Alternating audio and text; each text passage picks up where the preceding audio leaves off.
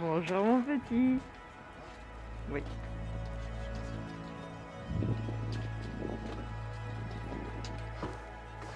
Just double check it.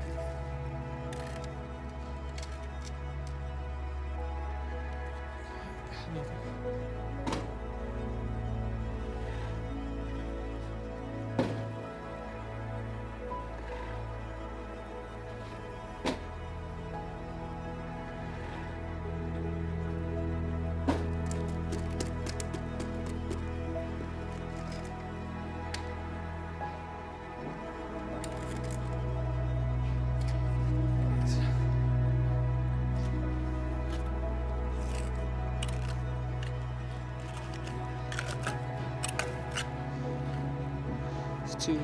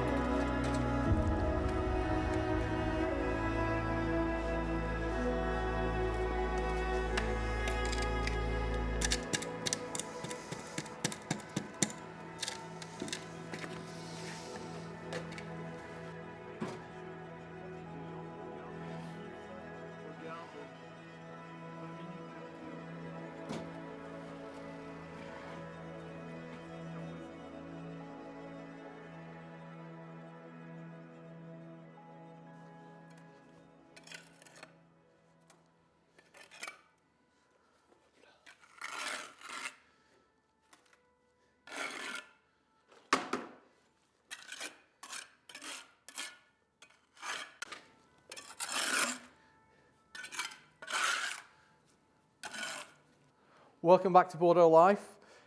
Today you can see we're getting on with the cinder blocks or concrete blocks. It's advanced quite a bit since you guys were last here. I'm going to show you all that and explain how we're doing things really. So basically here I've just been working on a post that's going to hold a lintel that is then in turn going to hold the upstairs like we would wooden beams. We've been kind of going a bit like a computer would build a house, really, row at a time. So we did one wall, next wall, next wall.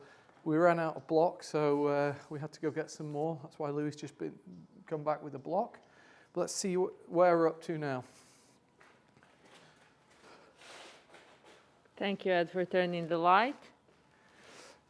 Okay, so here, this is kind of ready for my final course of block, and that's going to be a lintel that's going to come to here, across there, and that is going to hold wood coming from here, like joist coming from the wall, and joist going that way. If you all remember, this is a kind of room where we're going to have bikes, bins, maybe washing machines, things like that. Pop a door on here. This is going to be the entrance area, and then we're going to have another wall here. Now, I've changed what we're doing here. Originally, I had a big lintel going right across to that wall. I've moved that lintel to here, so it's coming off this wall It's going to be a bit wider, the lintel, unsupported, but it's a concrete lintel with very heavy steel in it, so we're good, because that's going to take some more joists. The reason I'm putting the lintel here is because this is going to be the stairwell here, and if I put the lintel here, you'd get a few steps up and smack your head on this lintel. So the lintel's going to be here. Before I go any further, let's just show you how things finished up at the chateau. We managed to get everything back and the water pouring in. So let's go have a look at that, and then we'll be back here in a minute. So we did manage to get the mini digger fixed the next day. As soon as we did so, it started raining, but we still managed to get the trench finished off and all the soil back in, the pipe in, everything's finished. It just needs a bit of time to heal. Let's have a look.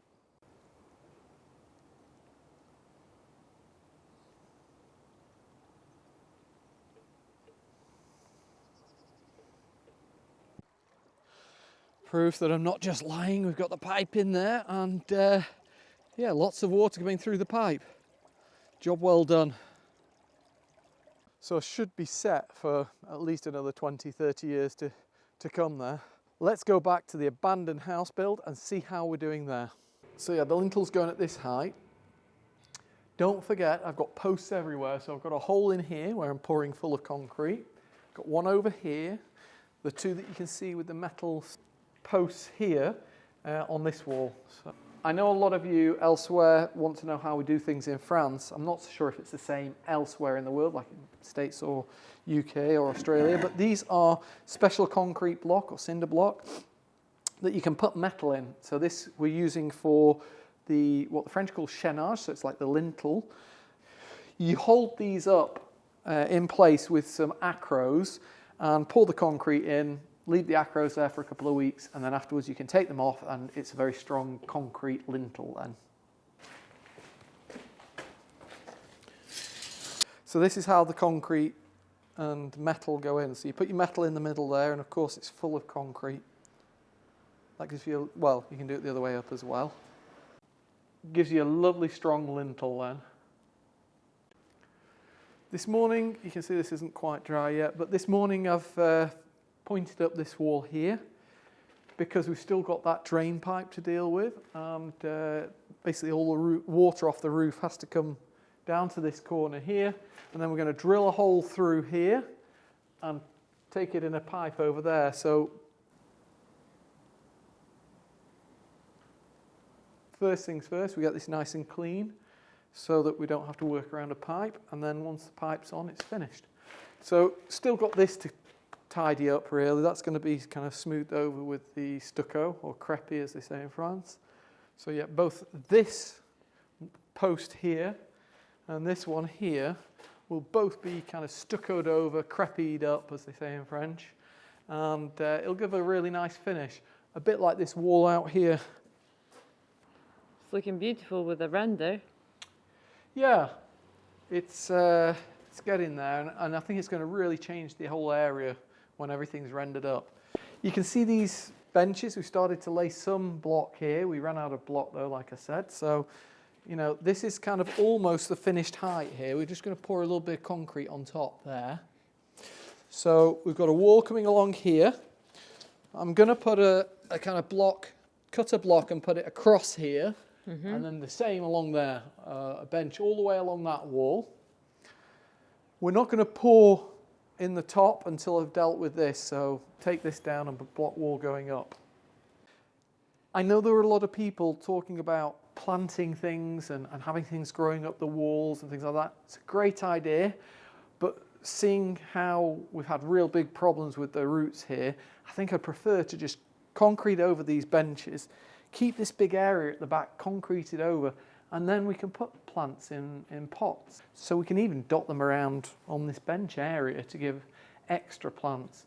Again, if somebody's living here, then they can just water the plants that are in the pots rather than having roots into right next to walls. I just don't. And that will ruin the walls, even though that isn't great. Yeah. Like that there. Look how what. Yeah, that's really why it's degraded. Okay, it's an old wall, but that's why it's degraded quite as bad as it has. Yeah. This wall's going to get good rendering as well, or stucco as well. And this is that whole indoor-outdoor bit. I know I've talked about it a few times, but yeah, it's going to make a huge difference, especially when the floor's in and it's all insulated. It's going to feel so cozy down here, even on a cold winter's day. It will, and actually it's much bigger than what I expected. Yeah, I mean, it's an advantage and a disadvantage. Of course, I'd love to have extra living accommodation, but we can't go over the metre squared that we already had. So rather than just leaving it and not being anything, may as well have it indoor-outdoor. So it's not actually habitable, but it's usable. Yeah.